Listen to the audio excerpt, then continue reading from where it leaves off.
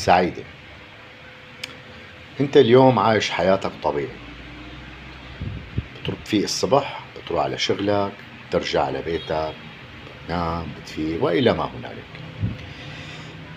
بس ما فينك تعيش بمعزل عن المحيط تبعك، ما فينك تعيش بمعزل عن الظروف يلي انت عم تأثر فيك وتتأثر فيها.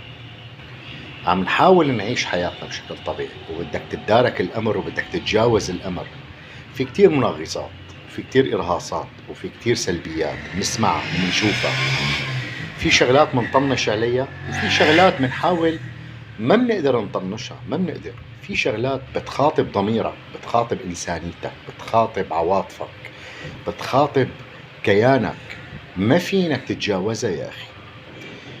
انت اليوم بتحاول تعيش طبيعي، بس كيف بدك تعيش طبيعي؟ هات لشوف. يعني انا عم ناقشكم، يا ريت تناقشوني بهذا الموضوع.